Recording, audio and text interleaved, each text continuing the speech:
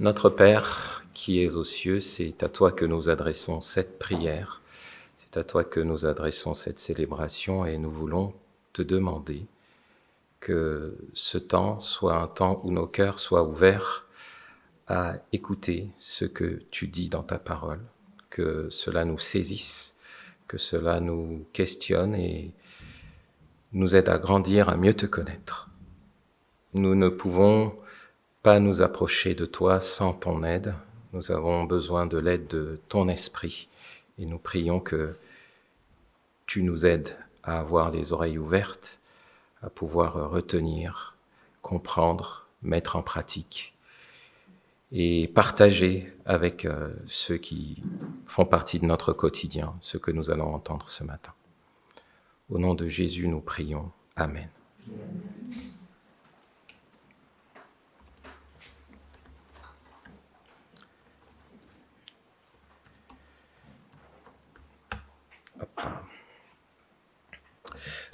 Nous sommes dans une période que les gens qualifient d'une période où on a l'équivalent de ce qu'on appelle une révolution industrielle, on pourrait dire. Si plusieurs d'entre nous ont fait ces cours-là à l'école, on nous a parlé de plusieurs types de révolutions. Il y a eu un moment donné où la science, la technologie a tellement progressé que la manière de faire le commerce avait changé puisque on commençait à compter sur les machines, des nouvelles technologies. Ça, c'était il y a plusieurs siècles. Ça a changé, ça a bouleversé la manière dont les gens créaient des produits pour les autres.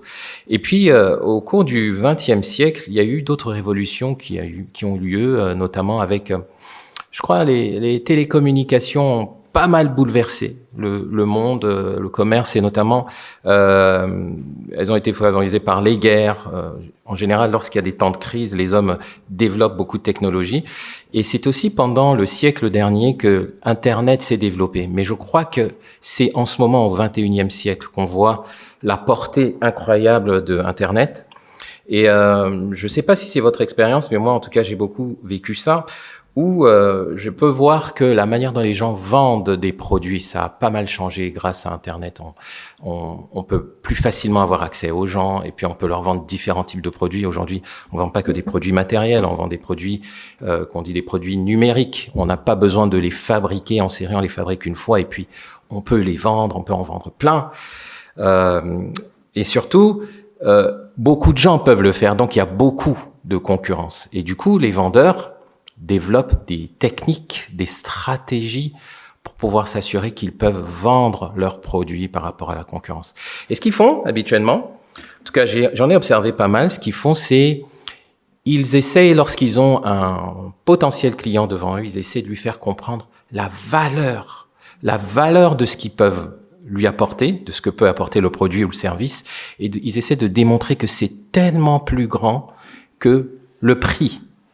Si vous achetez mon produit, ça va vous faire ça.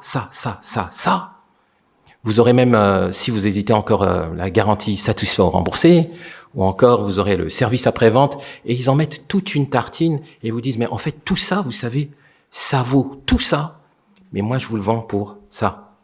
Ils essaient de déclencher une décision d'achat. Ça marche bien, hein? Ça marche bien. En tout cas, ça a marché pas mal de fois sur moi, mais je pense que ça marche sur pas mal de personnes. Mais ce qu'ils font, en fait, c'est ils vous présentent une offre qu'on ne peut pas refuser. C'est la technique. On va faire au client une offre qu'il ne peut pas refuser. Et en fait, en y réfléchissant, le texte de ce matin que nous allons partager nous parle d'une offre qu'on ne peut pas refuser. Je dirais même que le texte de ce matin nous parle de la meilleure offre qu'on ne doit pas ou qu'il ne faut pas refuser. Et cette offre, c'est le royaume de Dieu. Je vais vous inviter à lire dans l'Évangile selon Matthieu, chapitre 13, du verset 44 au verset 46.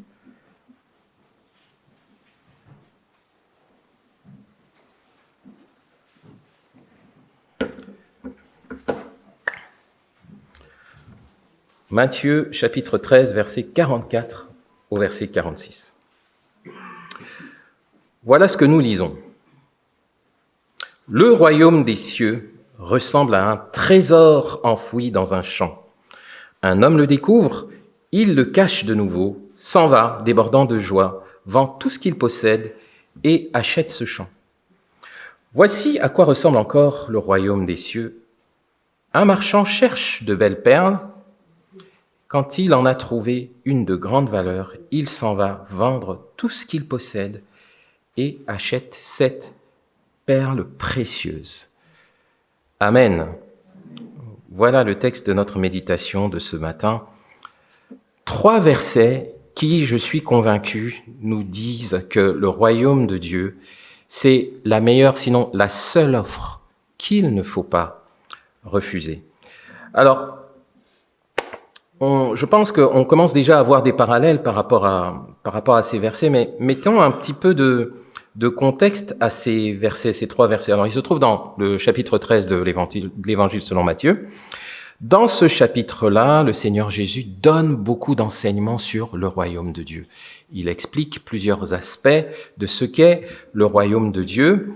Et en fait, le message clé du Seigneur Jésus, qui s'appelle l'Évangile, qui veut dire la bonne nouvelle, en fait, c'est la bonne nouvelle du royaume de Dieu. Ce que Jésus-Christ est venu annoncer, il est venu annoncer la bonne nouvelle du royaume de Dieu. Au chapitre 13, il est en train d'expliquer les implications du royaume de Dieu. Et il fait beaucoup ça dans l'Évangile selon Matthieu. Alors, le royaume de Dieu, c'est le terme que moi j'emploie, mais si vous voyez dans le texte parle du royaume des cieux. C'est peut-être une première chose qu'il faut lever lorsqu'on dit royaume de Dieu ou royaume des cieux. On parle exactement de la même chose. Pourquoi est-ce que Matthieu parle du royaume des cieux? C'est à cause du public auquel il s'adresse quand il écrit. Parce que le premier public, c'est un public hébreu, un public juif. Et les juifs s'interdisaient de prononcer le nom de Dieu. Ils avaient peur de le prononcer en vain. Donc, ils trouvaient tout un tas de techniques pour ne pas dire Dieu. C'est pour ça qu'ils disaient le royaume des cieux. Mais si vous regardez dans les autres évangiles, c'est le royaume de Dieu, parce qu'il s'adresse à un autre public, notamment les Grecs. Donc, lorsqu'on dit royaume des cieux, royaume de Dieu, on parle de la même chose, en fait. C'est pas différent. Mais qu'est-ce que ça désigne, en fait, ce royaume de Dieu, ou ce royaume des cieux? En fait, on pourrait dire que c'est la sphère où Dieu règne, la sphère où le domaine, où sa personne, son identité, son autorité sont pleinement exercées, reconnues et acceptées. C'est ça le royaume de Dieu. Le domaine, la sphère où l'identité, l'autorité, le nom, la personne de Dieu est respectée, reconnue, acceptée. C'est de ça que le Seigneur Jésus est venu nous parler. Et si on regarde, c'est pas une notion qui est apparue dans les évangiles. Déjà, ce n'est pas une notion qui est une réalité géographique. Le royaume de Dieu, c'est pas comme un territoire avec des frontières. Mais c'est plutôt une réalité qui est spirituelle. C'est pas non plus une réalité qui est temporelle, comme si elle commençait à un moment donné, elle se terminait à un autre. Mais en fait, c'est une réalité qui est éternelle. Dieu règne depuis toujours et pour toujours. Et pour qu'on s'en rende compte, je vous invite à vous rappeler de ce que vous avez lu dans la Bible. En fait, le royaume de Dieu, le règne de Dieu, Dieu l'a instauré dès la création au Jardin d'Éden. Lorsqu'il place Adam et Ève dans le Jardin d'Éden, il les place sous son autorité. Il leur donne le pouvoir de gouverner la création, mais sous son autorité à lui. Donc, à l'origine, le royaume de Dieu était déjà établi.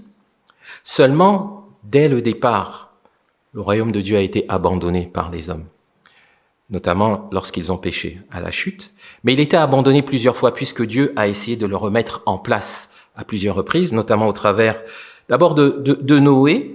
Mais au temps de Noé, on voit que l'humanité, en fait, était rebelle contre Dieu. Ensuite, Dieu s'est choisi un peuple, Israël, où il y avait une théocratie, mais Israël a verbalisé qu'il ne voulait pas de Dieu comme roi. C'est comme ça qu'ils ont commencé à avoir des rois humains. Donc, c'est encore un royaume qui a été bafoué ou abandonné. Et même Jésus, en son temps, Jésus est venu se présenter à l'humanité comme le roi des Juifs. Et lui aussi a été rejeté. Donc la royauté, le royaume de Dieu a souvent été abandonné par les hommes. Et pourtant, il a souvent été annoncé aussi. Dès la chute, dès que Adam et Ève ont péché, Dieu a annoncé que la descendance d'Ève écraserait la tête du serpent. C'était en fait une manière d'annoncer qu'un roi viendrait et qu'il remettrait les choses en place. Et souvent, ça a été annoncé aussi bien dès le début de la Bible que par les prophètes, qu'un roi viendrait. Donc c'est une réalité à l'origine abandonnée, annoncée, mais c'était aussi une réalité attendue. Israël, pour avoir souvent désobéi à Dieu, a fini par être déporté et à un moment donné, ils se sont souvenus des promesses de Dieu comme quoi un roi viendrait. Donc ils attendaient le roi. Et même lorsque Jésus-Christ est né, lorsqu'il a été présenté au temple, la Bible nous dit qu'il y avait un vieillard et une vieille dame qui attendaient le royaume de Dieu. C'était une réalité qui était attendue par les gens. Ou encore, avec la première venue de Jésus-Christ, c'est une réalité qui a été accomplie, au moins partiellement, parce que le roi annoncé est bienvenu. Il est bienvenu et il est venu annoncer le royaume de Dieu. Mais de façon partielle, parce qu'il n'a pas été accepté par tous. Et c'est aussi une réalité qui est actuelle. Le royaume de Dieu, c'est une réalité qui est actuelle parce que elle concerne les chrétiens, les croyants d'aujourd'hui. C'est pour ça que nous abordons ce sujet aujourd'hui. Le royaume de Dieu nous concerne, il concerne tous les croyants, tous ceux qui font partie de l'Église. Il concerne aussi ceux qui ne font pas encore partie de l'Église. Parce que lorsqu'on parle du royaume de Dieu, on parle aussi, derrière cette notion, on parle du salut, de la vie éternelle. Lorsqu'on aborde le royaume des cieux ou le royaume de Dieu, on embarque les notions de la vie éternelle que Jésus est venu offrir ou le salut qu'il est venu offrir aux hommes qui ont désobéi à Dieu, qui sont sous la colère de Dieu et qui, par le sacrifice de Jésus-Christ seul, peuvent échapper à la colère de Dieu. Et par ce biais-là, ils entrent dans le royaume de Dieu. Et ça a aussi cette particularité, le royaume de Dieu, d'être une réalité qui est non seulement actuelle, mais qui est aussi une réalité à venir. Si nous lisons attentivement la Bible, on se rend compte que Jésus est déjà le roi, il est déjà venu établir une partie de son règne, mais son règne incontesté est encore à venir. C'est le fameux déjà et pas encore dont nous avons souvent parlé dans des prédications précédentes. Mais voilà de quoi il retourne lorsque nous parlons du royaume de Dieu. On parle de quelque chose qui a été établi à l'origine, souvent abandonné, souvent annoncé, attendu, accompli, une réalité qui est présente, actuelle, et une réalité qui est aussi à venir. Mais alors pourquoi dire que c'est la seule offre qu'il ne faut pas refuser? Je pense que le texte que nous avons lu, si petit soit-il, je crois qu'il ne faut pas se fier au nombre de versets, il n'y en a que 3, nous informe sur beaucoup de choses. En tout cas, le Seigneur Jésus enseigne beaucoup de choses dans ces versets. Je vais essayer de les résumer en 4 points. Le premier, pourquoi est-ce que c'est la seule offre qu'il ne faut pas refuser? Je pense que le Seigneur Jésus nous dit que le royaume de Dieu a une valeur inestimable. Il a une valeur inestimable. C'est ce qu'il dit lorsqu'il dit que le royaume de Dieu ressemble à un trésor ou alors une perle de grande valeur. Qu'est-ce que c'est un trésor en fait? Un trésor, c'est quelque chose qui a une si grande valeur qu'on ne peut pas le posséder avec ce qu'on a. C'est trop grand, ça a une trop grande valeur. Ça dépasse ce qu'on pourrait sortir de nos poches pour nous le procurer. C'est ça un trésor. Un trésor, c'est tellement précieux que on peut pas, avec ses propres moyens, se l'acheter. Jésus-Christ dit que le royaume des cieux, la bonne nouvelle, le salut, la vie éternelle, c'est tellement précieux que tu ne peux pas te le procurer avec ce que tu possèdes. C'est un trésor. Il dit que ça a aussi l'image d'une perle de grand prix. Ça a une valeur tellement inestimable que ça vaut toutes les perles. C'est un peu ce qu'on voit dans cette parabole. Mais alors, Jésus, il a raison de dire ça? Pourquoi il dit que c'est comme ça? Pourquoi est-ce que la vie éternelle et le salut, c'est ça? En fait, si on réfléchit au message de l'Évangile, qu'est-ce que nous dit le message de l'Évangile? qu'est-ce que Jésus offre à l'humanité? Nous avons une humanité qui est condamnée à mort dès sa naissance, condamnée à subir la plus terrible des colères, celle de Dieu depuis sa naissance. Aucun être humain sur cette planète ne mérite de vivre, ne mérite même de passer une seule seconde depuis le péché d'Adam et Ève. Jésus-Christ est venu annoncer que c'est pas obligé d'être comme ça. Dieu veut faire grâce, il veut sauver plutôt que condamner. C'est une bonne nouvelle. Dieu veut offrir sa paix, il veut offrir son pardon, il offre son amour et il l'a démontré en envoyant son Fils. Il offre un héritage, il offre une famille, il offre un avenir, il offre de meilleures conditions, il offre une réhabilitation. Spirituellement, tous les êtres humains naissent infirmes ou même morts. Dieu offre une nouvelle existence. Tout ça, c'est dans le package que Jésus offre. Et c'est vraiment un trésor parce que personne ne peut procurer, par exemple, la paix que Dieu procure. Même la paix des hommes, c'est difficile de se la procurer. Je me souviens, lorsque j'étais étudiant, on disait que c'était historique.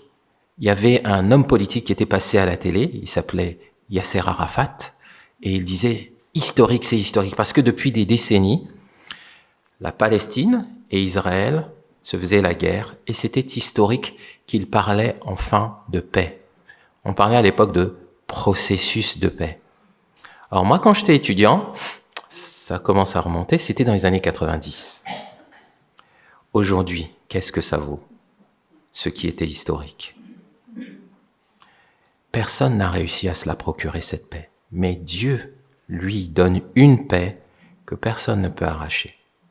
En tout cas, quand il la donne pour de vrai. Et on ne peut pas l'acheter. Donc, c'est vraiment un trésor dont il nous parle, quelque chose que l'homme ne peut pas se procurer par ses propres moyens. La paix, l'amour de Dieu, on ne peut pas se le procurer. C'est quelque chose qu'il donne. Donc, c'est pour ça que il dit, le royaume de Dieu, c'est comme un trésor, c'est comme une perle. C'est quelque chose qui dépasse tes moyens. Mais ça a une valeur inestimable. Et ça, c'est le premier point. Le royaume de Dieu, il a une valeur inestimable et même incomparable si on regarde la partie de la parabole de la perle, puisque la perle de grande valeur, elle vaut plus que toutes les perles. C'est pour ça que le marchand, quand il la voit, il veut renoncer aux autres perles. Mais ça nous dit aussi autre chose.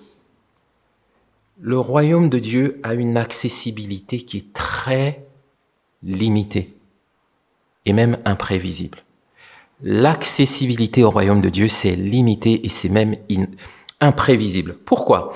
Regardez dans quelles circonstances, dans ces deux paraboles, les deux personnes se trouvent devant quelque chose d'une valeur inestimable. Le premier, manifestement, il n'a pas calculé. Il est dans un champ et puis il tombe sur quelque chose de précieux. C'est pas quelque chose qu'il a calculé, mais c'est quelque chose qu'il trouve. Il n'a pas prévu. Le deuxième, c'est quelqu'un qui cherche des choses précieuses. Il cherche, il finit par trouver, mais il pouvait pas prédire quand est-ce qu'il allait tomber sur la perle de grande valeur. Autrement dit, aucune de ces deux personnes ne pouvait se dire « demain, je vais tomber sur ce que je cherche ». C'est pas si accessible que ça. C'est pas si évident de trouver le royaume de Dieu. Le royaume de Dieu n'est pas accessible à tous au moment où ils veulent. C'est pour ça que c'est une offre qu'il ne faut pas refuser. Parce que quand c'est devant toi, il faut saisir l'offre. Le royaume de Dieu n'est pas pour les gens qui sont légers, superficiels. Dans ce même chapitre de Matthieu 13, Jésus parle de 4 manières d'écouter la parole de Dieu. Et il cite 2 exemples de cœurs qui sont légers ou superficiels. Il y en a un qui est distrait parce que c'est Satan qui vient ôter de son cœur la parole de Dieu. Et puis il y en a un autre, il croit, mais il croit superficiellement. Et dès qu'arrive l'épreuve, il arrête de croire. Ces deux exemples sont des exemples de faux croyants.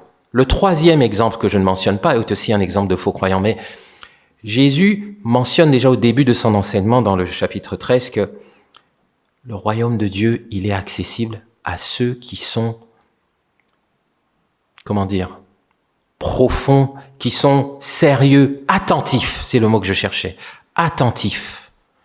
C'est pas pour ceux qui sont superficiels. Si tu es superficiel, tu vas pas avoir accès à des vérités qui sont comme le trésor. Et la perle, le trésor était caché. Il est caché, il est enfoui. C'est pas quelque chose que tout le monde voit. Manifestement, dans cette parabole, le propriétaire du champ ne sait pas qu'il y a un trésor. Ça veut dire que celui qui tombe dessus, il a fait attention et il est tombé dessus. Le royaume de Dieu a cette propriété-là. Il est pour celui qui fait attention, qui est attentif à ce que Jésus est en train d'enseigner. Il ne lit pas la Bible de manière superficielle. Il est concentré, il ne lit pas la Bible au milieu d'un brouhaha, sans prêter le temps nécessaire au Seigneur. Il alloue un temps nécessaire au Seigneur pour comprendre ce que le Seigneur veut lui dire. Lorsqu'il écoute la prédication, il n'a pas les yeux dans son téléphone portable. Oui, il s'arrange pour éteindre, pour être sûr qu'il va capturer ce que Dieu est en train de lui dire. Il n'a pas le cœur léger. Il n'est pas en train de penser au dîner ou au déjeuner de tout à l'heure. Non, il est sur la prédication. Il se dit, ça, il faut que je pose une question au prédicateur après parce que ça, j'ai pas compris. Il a un cœur attentif. Le royaume de Dieu est pour ceux qui ne sont pas légers, parce qu'il n'est pas accessible facilement. Et c'est imprévisible. Personne ne peut dire, c'est demain que je vais rencontrer Jésus, que je vais donner ma vie à Jésus. C'est quand il est devant toi que tu dois répondre. Tu ne peux pas refuser. Si tu refuses, tu es en train de refuser quelque chose d'une grande valeur. Et il n'y a pas de prix. Ça, c'est le deuxième point. Le troisième point, que je trouve assez... ça m'a beaucoup questionné, c'est ceci. Le troisième point, c'est que le royaume de Dieu est une source de joie plus grande que nous procure ce qu'on possède.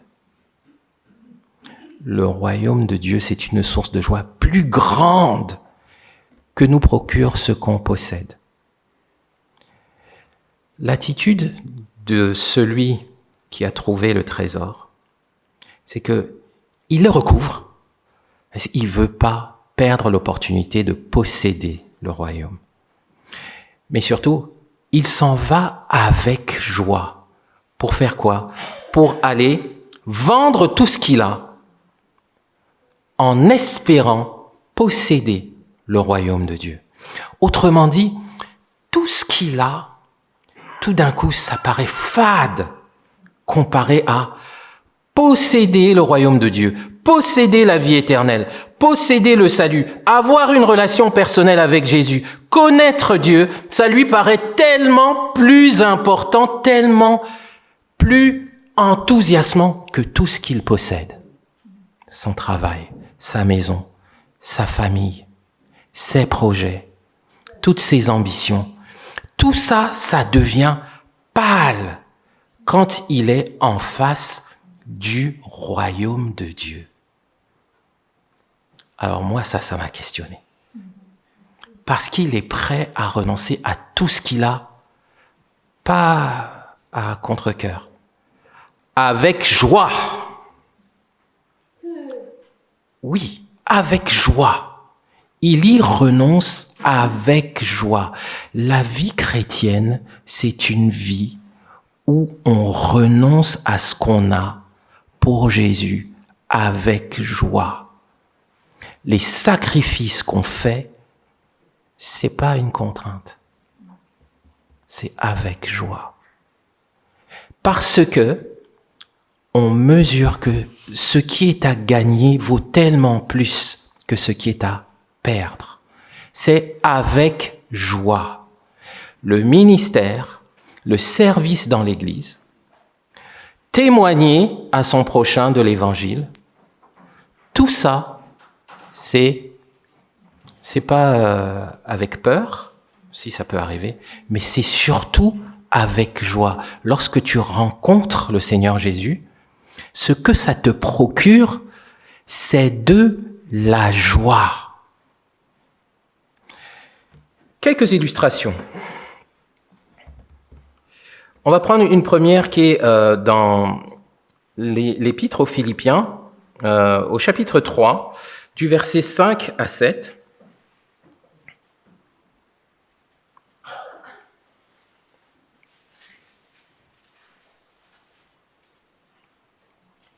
Je crois que c'est un passage qu'on a lu il y a quelque temps. Nous avions fait une série sur Philippiens.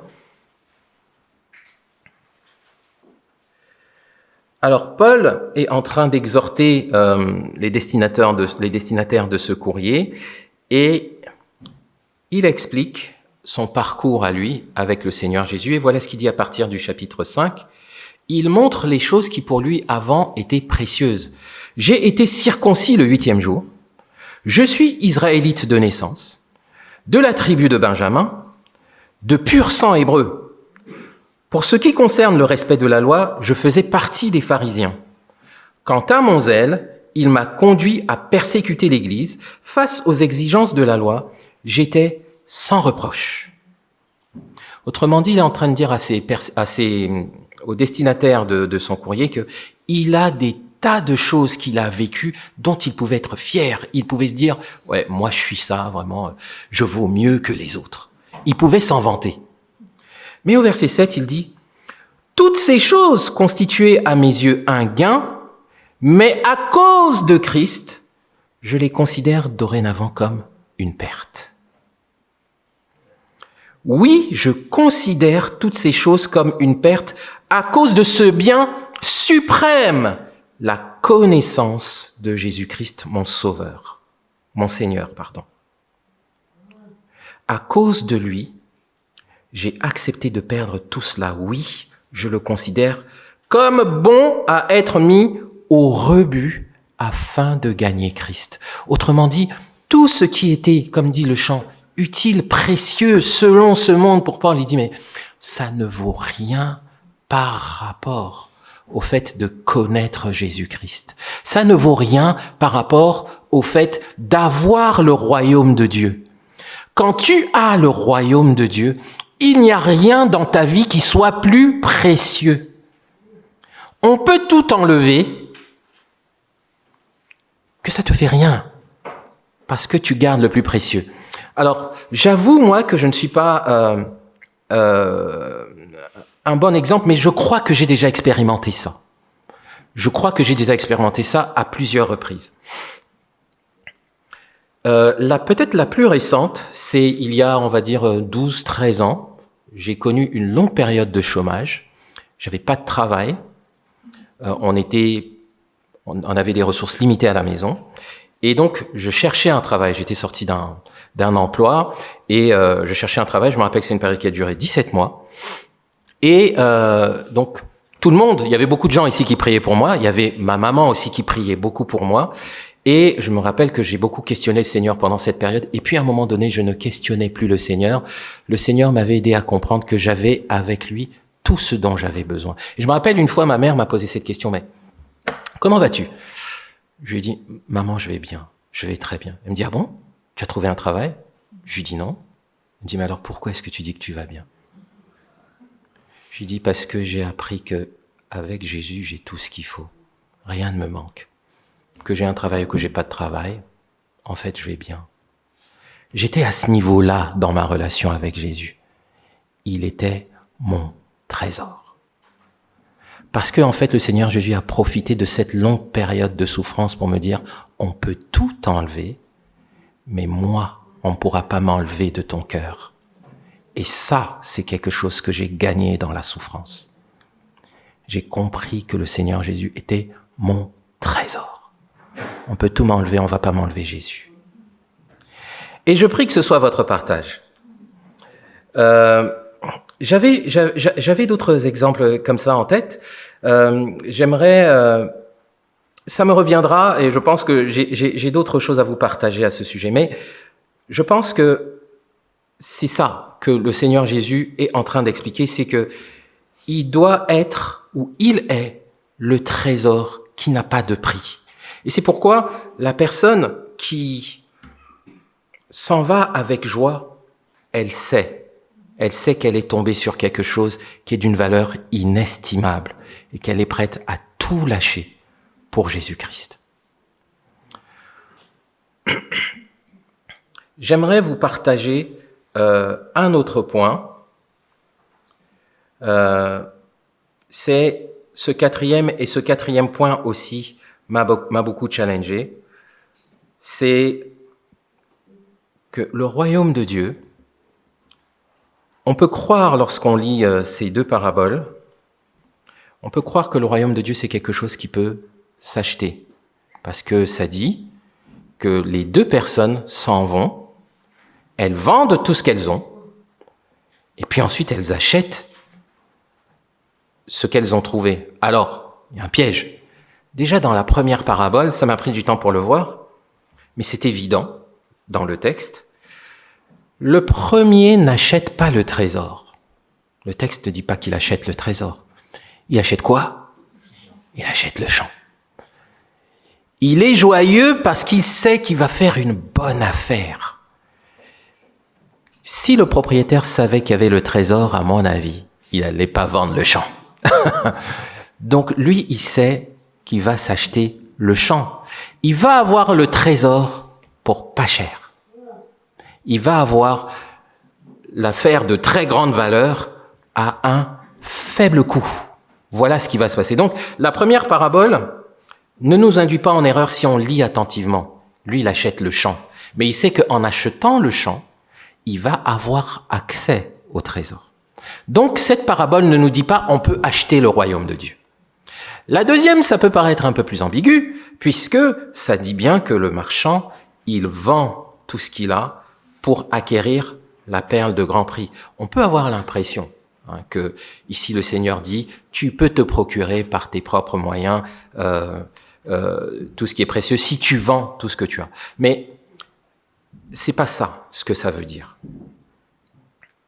Ce que nous dit cette partie des deux paraboles, c'est que le royaume de Dieu, c'est un bien qui ne peut ni se mériter, ni se gagner, mais qui peut s'accorder à celui qui le désire plus que tout. Le royaume de Dieu ne peut ni se mériter, ni se gagner, mais il peut s'obtenir ou s'accorder à celui qui le désire plus que tout au monde. Plus que tout. Pour avoir le royaume de Dieu, tu dois le désirer plus que tout au monde. Je le dis lentement parce que c'est très important. Plus que tout au monde. Tu dois le désirer. J'ai entendu un prédicateur dire que c'est comme si un petit enfant rentrait dans un magasin où il y a plein de jouets, et puis il y a un jouet extraordinaire, et le propriétaire du magasin lui dit, celui-là, tu ne peux l'avoir que si tu le veux vraiment. Tous les autres, tu peux te les acheter, celui-là, tu peux pas te l'acheter, mais celui-là, je vais te le donner si je vois vraiment que tu le veux. On ne peut entrer dans la vie éternelle, on ne peut avoir une vraie relation avec Jésus que si on le désire de tout son cœur. C'est impressionnant comment cette partie de la méditation m'a fait penser à ce commandement que dit le Seigneur. Tu aimeras le Seigneur ton Dieu de... Eh oui, Dieu veut être aimé avec notre tout. Plus que tout au monde. Ça m'a pris des années pour comprendre que de tout ton cœur, de toute ton âme, de toute ta force, de toute ta pensée, certains rajoutent de toute ton intelligence, ça veut dire tu dois aimer Dieu plus que tout. Tu auras accès au royaume de Dieu si tu le désires plus que tout, pas avec un cœur partagé. Et ça, c'est une des premières vérités qu'il y a derrière ça. Mais il y a autre chose derrière ça. Il ne s'agit pas seulement de le désirer, mais tu dois être prêt et tu dois échanger ce qui est à toi pour ce qui est à Dieu. Ce qui est à toi, tu dois l'abandonner pour saisir ce qui est à Dieu. Tu dois abandonner tes projets, ta vie. Tu dois être prêt à faire ça pour prendre la vie que Jésus t'offre, où lui, il est ton maître. C'est une vie, le salut, c'est pas seulement une vie, souvent on dit, c'est pas seulement une vie changée, c'est une vie échangée. Vous savez, si vous avez étudié le livre du Lévitique, ou encore même dans les épîtres, je crois, aux Romains, il est expliqué que Jésus, lorsqu'il meurt à la croix, et là je crois que je parle à plusieurs qui sont en train de préparer leur baptême, lorsque Jésus meurt à la croix, il porte les péchés de l'humanité. Il s'offre à la croix pour subir la colère que les hommes devaient subir. Jésus se substitue à l'humanité à la croix pour subir la colère que l'humanité devait subir. Il prend notre place. Jésus échange sa justice et prend notre culpabilité. Quand tu rentres dans le royaume de Dieu, tu abandonnes ta vie de coupable pour vivre la vie de justice dans laquelle Jésus t'invite. Il veut que tu vives sa vie. Il veut que tu prennes sa vie, mais que tu vives une vie soumise à lui. C'est une vie échangée. Tu dois abandonner ce qui est à toi, ce qui est cher pour toi, pour prendre ce que lui t'offre. Il y a un échange. Tu vas pas devenir Jésus, c'est pas ce que je dis. Tu vas pas devenir Jésus, mais tu dois, de la même manière que Jésus se substitue aux hommes, il invite les hommes à rentrer dans la vie dans laquelle il nous appelle. Tu ne peux rentrer dans cette vie que si tu es prêt à tout lâcher. Quelques exemples. On va ouvrir l'Évangile selon Matthieu au chapitre 19 comme premier exemple. Chapitre 19, verset 21. Alors, l'histoire, je sais que plusieurs d'entre vous, vous la connaissez. Je résume juste par ce verset. Il s'agit d'un jeune homme qui dit à Jésus, « Qu'est-ce que je dois faire pour avoir la vie éternelle ?» Et voici la réponse de Jésus. « Si tu veux être parfait, va vendre tous tes biens, distribue le produit de la vente aux pauvres, et tu auras quoi ? Un trésor dans le ciel. Lâche tout ce que tu possèdes, et tu vas posséder ce que j'ai pour toi, ce que j'ai à t'offrir du ciel. Échange ce que tu possèdes avec ce que je te donne. Ce qui est à moi, je te le donne, à condition que tu lâches ce qui est à toi. Si tu veux rentrer dans la vie éternelle, si tu veux le royaume des cieux, lâche ce qui est à toi et prends ce qui est à Dieu. Lâche tes propres projets. Comment tu as projeté ta carrière depuis que tu es enfant, avant que tu connaisses le Seigneur, et entre dans la carrière, si c'est ce que Dieu te demande, que Dieu veut t'offrir. Qu'il n'y ait rien de ce que tu chérissais qui soit plus précieux que ce que Jésus te demande. C'est une vie échangée. Il faut accepter cette vie échangée. Je vous propose de lire d'autres versets qui vont dans ce sens. On va essayer d'ouvrir Matthieu 10 au verset 37. Matthieu 10 au verset 37.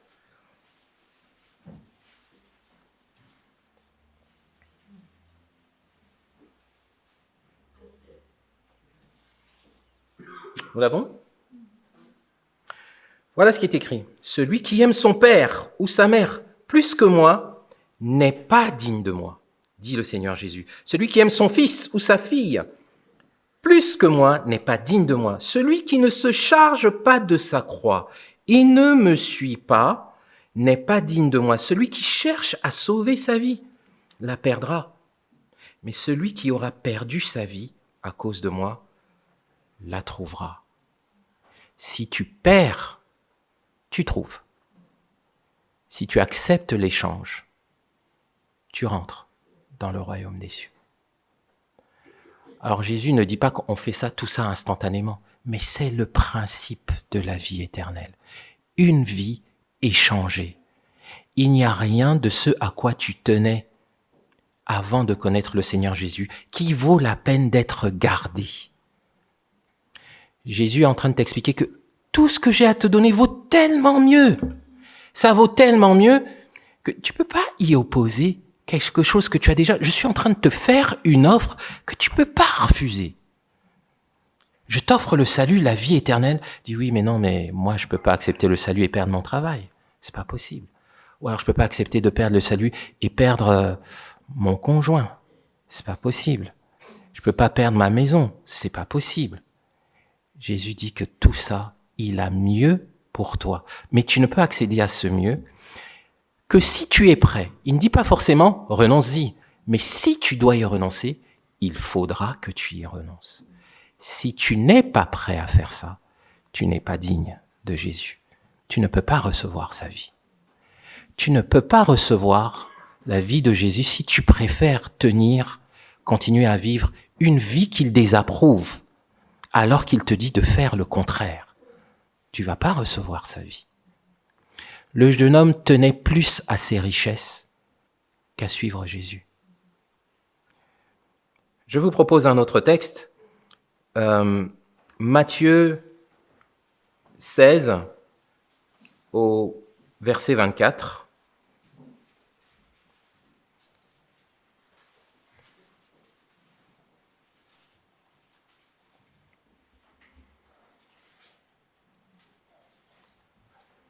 Puis s'adressant à ses disciples, Jésus dit, « Si quelqu'un veut marcher à ma suite, qu'il renonce à lui-même, qu'il se charge de sa croix et qu'il me suive.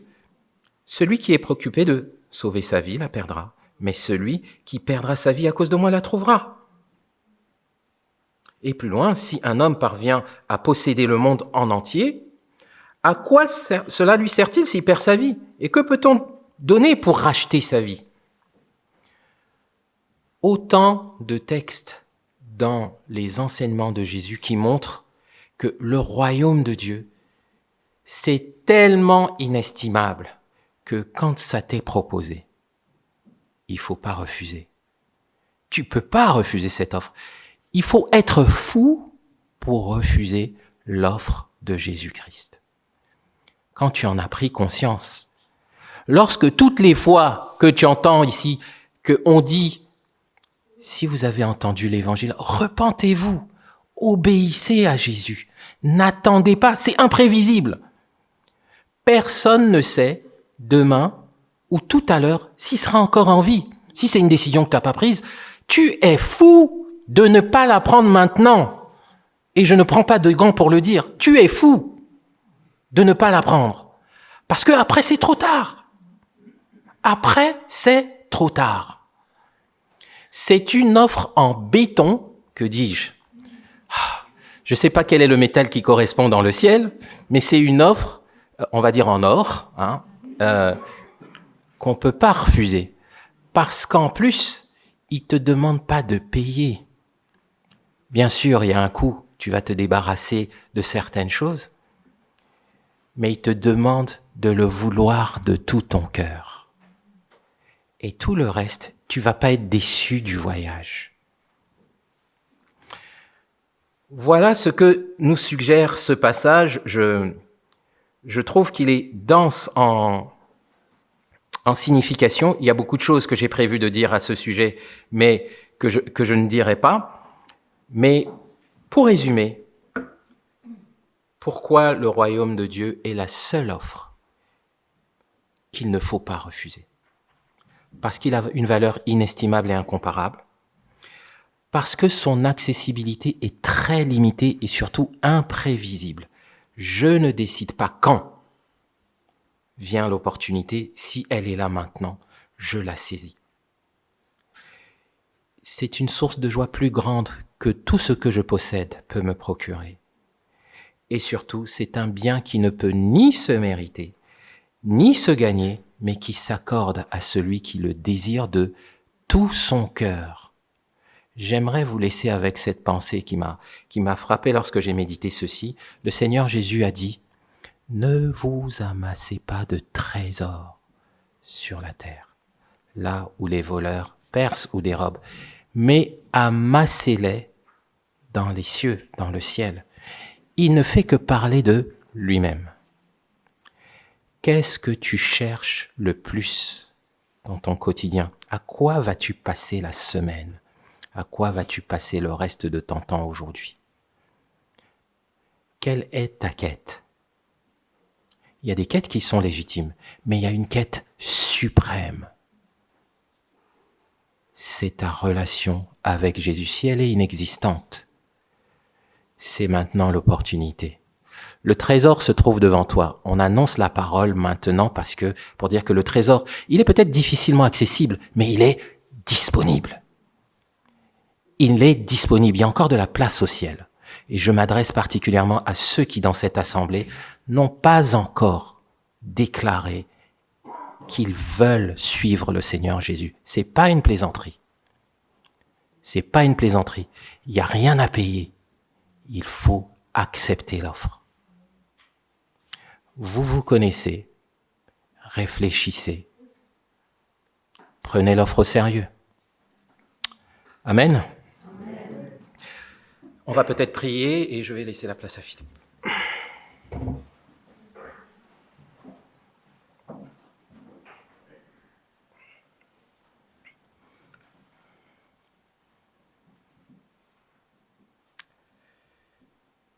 Merci Seigneur Jésus-Christ pour cet enseignement. Merci pour le Saint-Esprit qui nous éclaire sur ce que tu veux dire. Merci pour le royaume des cieux. Trésor d'une valeur incommensurable. Merci de nous l'avoir offert. Toi-même, tu t'es offert à nous. Tu es le roi.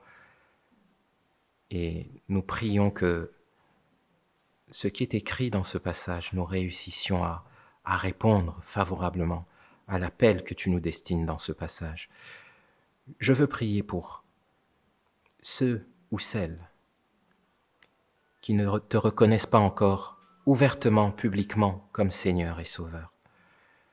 J'adresse mon intercession, nous adressons notre intercession pour eux maintenant. Nous prions pour qu'ils trouvent la raison, le courage, l'humilité, la joie de te répondre, car tu leur fais une offre qu'ils ne peuvent pas refuser, qu'ils ne devraient pas refuser. Je te prie pour ceux qui ont déjà accepté ton offre, que tu nous aides à réaliser chaque jour, lorsque nous sommes au plus bas, que en toi nous possédons tout. En toi nous possédons tout. Aide-nous à nous souvenir que toi-même, ton royaume, tu es notre bien le plus précieux et que tout le reste, si cela nous est accordé, merci. Si cela ne nous est pas accordé, aide-nous à nous accrocher à toi et à nous réjouir, à trouver notre joie en toi. Nous prions pour la gloire de ton nom. Amen.